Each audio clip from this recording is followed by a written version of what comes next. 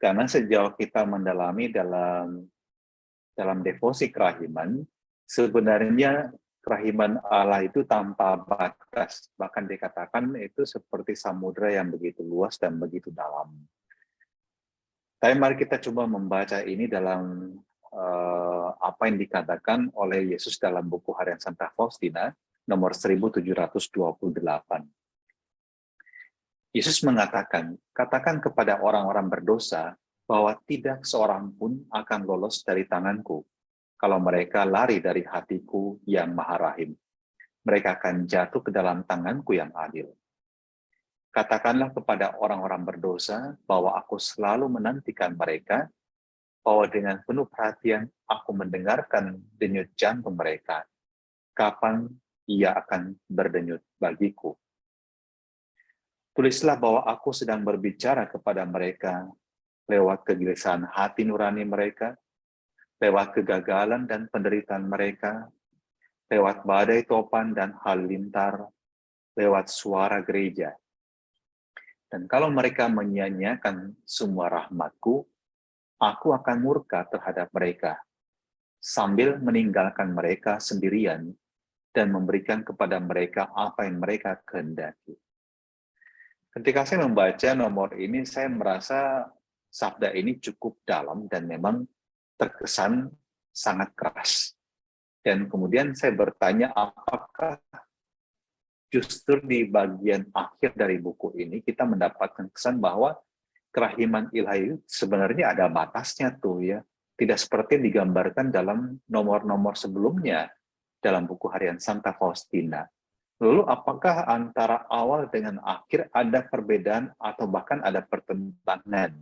Nah, saya mengajak para devosan sekalian untuk mendalami apa yang dituliskan oleh Santa Faustina dalam bukunya, yang juga merupakan kewahyuan Yesus kepadanya. Nah, apakah di sana memang ada nada penghakiman atau justru sebenarnya pewartaan mengenai kerahiman? Dikatakan tidak seorang pun akan lolos dari tanganku. Dan itu berarti bahwa setiap jiwa itu sangat berharga, ya. Setiap jiwa begitu berharga. Dan ini bukan seruan, maaf, ini seruan pengadilan, ya. Ini justru adalah seruan kerahiman. Dan kita ingat kembali akan perumpamaan yang dibacakan dalam Injil 2 pekan yang lalu, ya, tentang domba yang hilang, tentang dirham yang hilang, tentang anak yang hilang. Dan kita ingat bahwa domba yang hilang itu 1 dari 100, gitu ya. Dirham 1 dari 10. Sementara anak yang hilang itu, kita bisa mengkategorikan ada si bungsu dan si sulung. Dua-duanya sebenarnya kategorinya hilang. Yang satu sadar bahwa dia hilang, yang satu tidak sadar bahwa dia hilang. Dan kalau kita kembali pada perumpamaan di atasnya, domba itu yang hilang, ya, dia sebenarnya tahu bahwa dia hilang, tapi dia nggak tahu bagaimana dia pulang. Dirham, mata uang itu, dia jatuh, dia nggak tahu bahwa dia hilang, dan dia tidak tahu juga bagaimana dia harus kembali. Tetapi kalau manusia, ya, si bungsu ini melambangkan manusia yang jatuh, dia tahu bahwa dia telah hilang, dan dia tahu juga bagaimana dia kembali kepada Tuhan.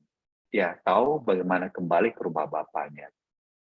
Dan ini simbol manusia yang diberikan akal budi, ya, untuk memikirkan, untuk merenungkan peristiwa kehidupannya.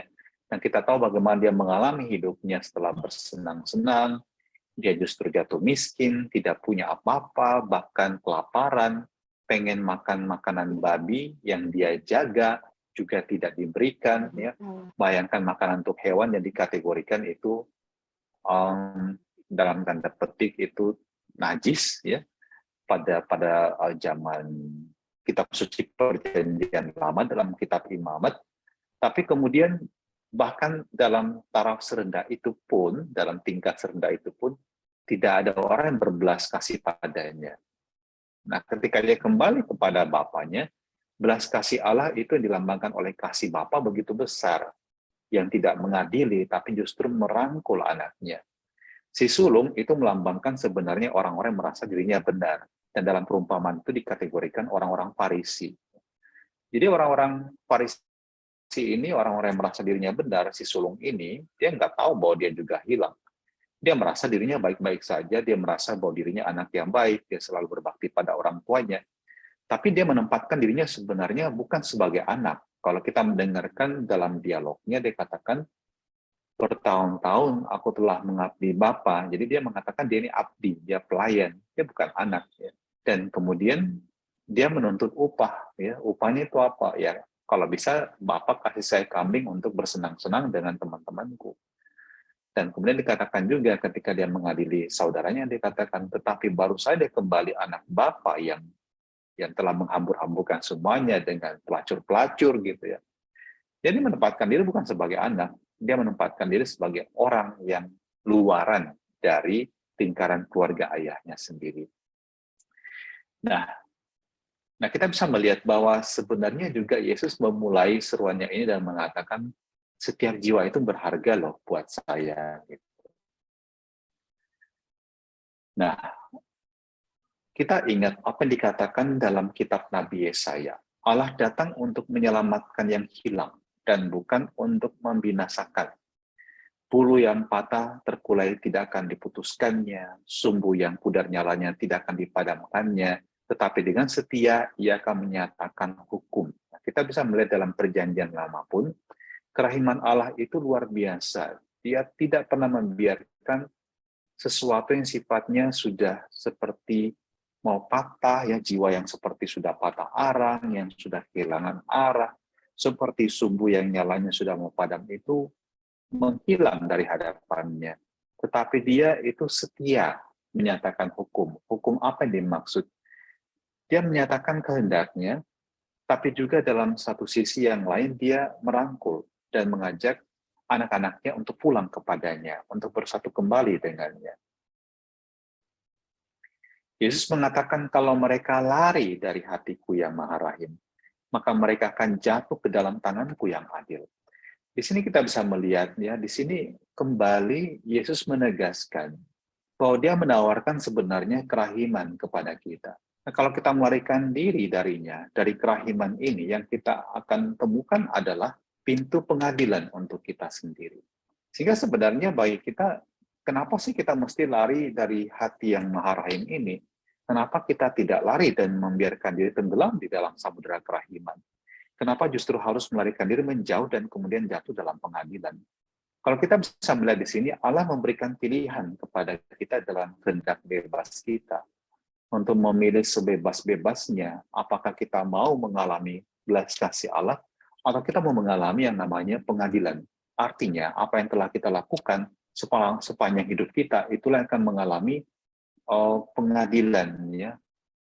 Kita akan mengalami penghukuman oleh karena dosa-dosa kita sendiri, oleh karena pilihan kita sendiri. Jadi sekali lagi bahwa jatuh dalam tangan keadilan ini bukan menerangkan soal pengadilan pertama-tama, tapi di sini tekankan tentang kerahiman Allah sendiri. Bukan Allah yang menghukum manusia. Dan selama manusia hidup, dia diberikan kesempatan seluas-luasnya untuk bertobat. Nah, jadi lari itu adalah tindakan kebodohan dan kebebalan manusia. Gitu ya. Ibaratnya anak-anak kalau kita tawarkan makan, yuk makan yang enak, terus dia nggak mau, dia melarikan diri dari meja makan. Apa yang dia alami? Sebenarnya dia mengalami kemudian kelaparan gitu ya. Dia merasa seperti ditinggalkan, tapi kan sebenarnya meninggalkan adalah dia, bukan kita sebagai orang tua. Orang tua justru sudah menyiapkan segalanya. Kenapa nggak duduk dan makan apa yang telah disediakan di meja makan gitu ya? Yesus katakan, aku selalu menantikan mereka dengan penuh perhatian. Baca baik-baik dan renungkan. Allah menantikan dengan penuh perhatian. Allah tidak menantikan dalam kondisi tidur-tiduran. Ya. Allah menantikan. Ini sama seperti kalau kita bandingkan perumpamaan tentang anak yang hilang. Sang bapak itu menantikan anaknya pulang. Dan dikatakan, aku mendengarkan denyut jantung mereka.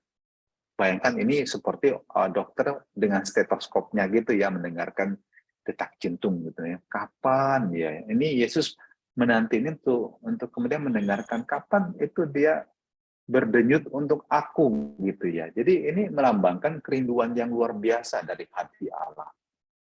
Dan digambarkan itu menantikan dengan penuh harapan ya. Ibaratnya itu kalau misalnya orang yang sedang kasmaran jatuh cinta itu menantikan telepon atau pesan dari kekasih dia gitu ya. Kapan akhirnya masuk pesan dari kekasih saya? Kapan dia telepon saya?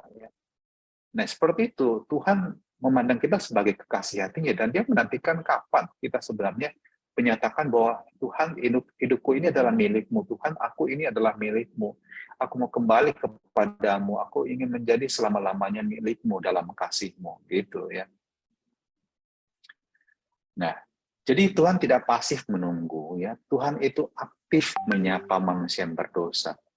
Sekali lagi, seperti kisah anak hilang yang hilang, Bapa menanti, dan ketika anaknya pulang, dikatakan dia berlari dan memeluk anak itu. Demikian juga terhadap si sulung, dia tidak menolak ya, dia juga malah mendatangi, ya, keluar dari rumahnya, mengajak anaknya masuk, ya, dan mencoba untuk menjelaskan kepada anaknya. Kita lihat seorang Bapa yang sangat baik, ya, Bapa yang luar biasa, baik untuk anaknya yang sudah hilang maupun yang sebenarnya tinggal bersama dia, tapi hatinya tidak bersama dengan sang Bapa gitu. Nah, dikatakan dalam buku harian Santa Faustina tadi, Tuhan berbicara dengan rupa-rupa jalan, lewat kegelisahan hati. Nah, kita sadarlah bahwa sebenarnya manusia yang berdosa itu juga merasakan hatinya diketuk oleh Tuhan. Tuhan mengajak dia, ayo sadar ya. Jadi orang yang berdosa itu bukan hidupnya bahagia. Kita yakinlah bahwa mereka juga dalam hatinya, dalam hati yang terdalam itu mengalami pergumulan. Di sana sebenarnya suara Tuhan mengetuk dia gitu ya. Ayo, yuk bertobat, sadar, healing gitu ya kata orang Jawa. Sadar, ayo kamu harus balik loh ya pada Tuhan. Tapi juga bisa lihat kegagalan dan penderitaan. Nah, cuman jangan kita pahami bahwa Allah menghukum ya. Udah kamu dikasih kegagalan, kamu dikasih penyakit supaya kamu itu menyesal dan menderita dan kemudian kembali padaku. Bukan, tapi sebenarnya pengalaman seperti itu, pengalaman sangat manusiawi yang membuat kita menderita itu kemudian mengajak kita untuk memikirkan, lalu untuk apa saya hidup? Mengapa saya hidup seperti ini? Kenapa saya tidak kembali kepada jalan hidup yang benar? Kayak gitu sebenarnya maksudnya. Sama si bungsu dalam perumpamaan anak yang hilang itu, dia kelaparan. Itu bencana buat dia. Dan itu mengajak dia untuk mengasah hati nuraninya dan berpikir dengan bijaksana. Saya mau pulang ke rumah Bapakku. Jadi sekali lagi, saudara-saudari, jangan menafsirkan penderitaan manusia itu, penyakit, kelaparan, bencana alam, ya, kematian orang dicintai sebagai hukuman Tuhan. Bukan. Tetapi itu merupakan proses dalam kehidupan, peristiwa-peristiwa kehidupan yang alamiah, yang normal, tapi membawa pesan buat kita, bagaimana kita hidup sebenarnya di hadapan Tuhan. Kalau sewaktu-waktu peristiwa-peristiwa itu kejadian dalam kehidupan kita, apakah saya sebenarnya juga sudah siap untuk menghadapinya? Nah, juga lewat pengertian manusia ini ya, Tuhan bicara mengenai, dikatakan lewat badai topan dan halilintar. Ini berarti perjalanan hidup yang berat gitu ya. Allah mengingatkan manusia untuk tidak berpijak pada kekuatan sendiri, tidak mengandalkan dunia, dan tidak menyanyiakan waktu kehidupan dan kasih Tuhan yang dinyatakan kepadanya. Nah, lewat peristiwa alam yang dahsyat, di sana kita juga diingatkan bahwa hidup kita ini sementara saja. Jangan disia-siakan. Termasuk juga yang tadi saya katakan, badai topan kehidupan seperti misalnya mengalami kejatuhan dalam hal bisnis, atau mengalami juga sakit yang parah. Kita diingatkan, kita itu tidak memiliki apapun juga untuk kita genggam sebagai milik kita yang tidak bisa diganggu-gugat. Gitu ya. Semua itu milik Tuhan. Ya. Jadi jangan meletakkan harapanmu pada kesia-siaan. Gitu ya. Juga dikatakan Tuhan berbicara melalui suara gereja. Nah, ini seruan kerahiman ilahi dari gereja. Itu sebabnya Yesus mengharapkan bahwa tentang kerahimannya itu mesti diajarkan oleh para imam. Karena para imam yang berkhotbah mengenai itu. Jadi para religius, ya, para biarawan-biarawati. Juga Anda sebagai para devosan, ya, Anda kan diutus menjadi rasul kerahiman. Setiap dari Anda itu diutus seperti Santa Faustina, ya, menjadi rasul yang mewartakan kerahiman Tuhan. Dan sekali lagi di sini Yesus mau mengatakan, saya gunakan kok suara gereja untuk menyapa kalian. Nah, kalau mereka ke gereja dan mendengarkan mengenai pewartaan kerahiman dan bukan pengadilan, ini menjadi seruan untuk kembali dengan penuh kasih Allah merangkul setiap anaknya. Dan itu sebabnya Paus Fransiskus mengatakan bahwa gereja itu mestinya seperti rumah sakit, ya. Jadi jangan kita hanya mau menerima orang-orang benar di gereja. Justru kita memberikan tempat kepada orang-orang yang berdosa. Anda bayangkan kalau kita memberikan pengadilan kepada orang-orang hidupnya tidak benar, kita katakan, dia tuh hidupnya kayak gitu, apa tuh, pasti Tuhan hukum tuh. Kenapa dia ke gereja gitu, malah kutuk dia dapatkan dari Tuhan. Kita harus memutar paradigma berpikir kita, ya. Dan Paus mengatakan gereja itu lebih baik menjadi seperti rumah sakit yang merawat memang jiwa-jiwa yang sakit. Dan kita ingat, Yesus katakan bahwa aku datang bukan untuk orang-orang benar, tapi untuk orang-orang berdosa. Ya. Nah, kita sadarlah bahwa dalam gereja ini baik menjadi pewartaan, supaya jiwa-jiwa yang tersesat, jiwa-jiwa yang hilang, tidak selamanya hilang. Dia akan kembali kepada jalan kerahiman Tuhan sendiri. Jiwa yang paling sulit untuk diajak bertobat adalah manusia yang mengabaikan semua seruan Allah untuk kembali kepadanya. Jadi, apakah itu peristiwa hidup yang sulit, apakah suara hati yang lembut, sampai seruan dari gereja itu diabaikan, ini memang membawa manusia pada pengadilan gitu ya. Dan kita ingat bahwa dalam buku Harian Santa Faustina 1228 dikatakan bahwa jiwa yang paling melukai hati Yesus adalah jiwa suam-suam kuku. Ya. Karena jiwa ini tidak pernah sadar bahwa dia butuh bertobat gitu ya. Bagi dia hidupnya baik-baik saja gitu ya. Padahal dia juga hidupnya tidak benar-benar amat gitu. Jadi gimana mempertobatkan orang seperti ini? Kalau orang yang berdosa sekali itu pada satu titik dia sadar, oh ya saya berdosa, saya harus kembali gitu. Saya pergi pengakuan dosa. Saya jalani silih atas dosa-dosa saya. Tapi orang yang tidak merasa dirinya berdosa, dia hidup seperti normal aja. Saya merasa saya anak Tuhan, saya baik kok, saya ke gereja. Tapi dia juga butuh pertobatan. Nah ini jiwa suam-suam kuku yang paling sulit. Kalau mau diajak bertobat, itu perlawanannya besar banget gitu ya. Dia tidak merasa membutuhkan yang namanya pertobatan. Nah, jadi teguran Allah itu adalah pintu yang dibuka pada kerahiman. Saya dikatakan, kalau mereka menyia-nyiakan semua rahmatku, aku akan murka terhadap mereka. Sambil meninggalkan mereka sendirian. Jadi intinya sebenarnya pengadilan itu bukan karena Allah tidak mencintai kita, tapi karena Allah dalam kasih-Nya kita abaikan. Dan bayangkan aja, kalau Allah sampai pada batas kesabarannya, walaupun kita katakan kerahiman tak punya batas, tapi batasannya sebenarnya pada pilihan manusia. Ini yang saya mau katakan. Jadi batas kerahiman Allah itu bukan pada Allah sendiri, tapi pada pilihan bebas manusia. Kalau manusia dengan kehendak bebas memilih untuk meninggalkan Allah, Allah tidak bisa memaksakan dan Allah sangat menghormati pilihan manusia. Tapi kalau manusia memilih itu, dia harus menanggung sendiri akibatnya.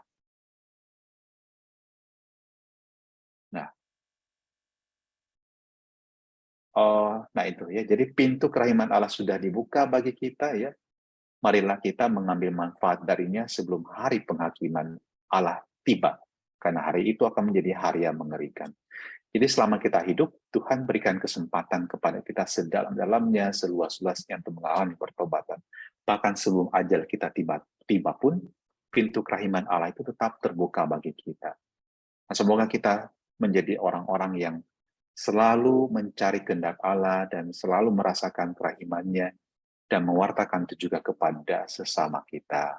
Amin.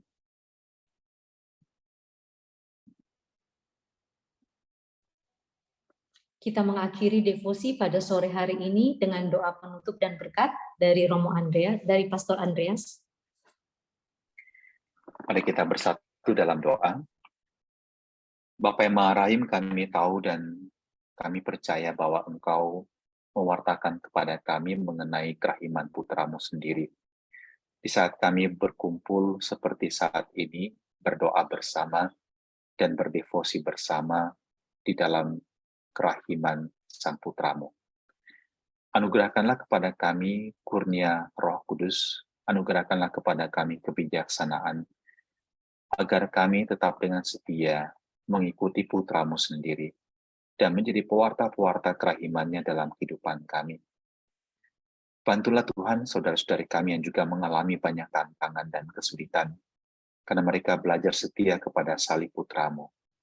Kuatkan mereka, tabahkan mereka, beranikan mereka untuk terus melangkah, dan semoga mereka dapat menuai buah-buah rahmat yang berlimpah, karena cinta-Mu yang tidak berkesudahan untuk kami, hamba-hamba-Mu ini. Dan berkatilah kami semua Tuhan, para devosan kerahiman ini, berkati keluarga kami, juga berkati pelayanan, dan juga pekerjaan serta rencana-rencana kami di hari-hari mendatang, dalam nama Bapa dan Putra dan Roh Kudus. Amin. Selamat sore dan terima kasih semuanya ya. Terima kasih Pastor Andreas. Terima kasih Romo, terima kasih Ibu-ibu panitia. Terima kasih Romo, terima kasih semuanya. Terima kasih semuanya. Izin pamit ya, terima kasih Tuhan berkati ya. Amin, sama-sama Romo. Terima kasih Romo. Terima kasih. Terima kasih Romo. Mohon waktunya Bapak Ibu untuk mendengarkan beberapa pengumuman sebagai berikut. Kami mengucapkan terima kasih kepada Romo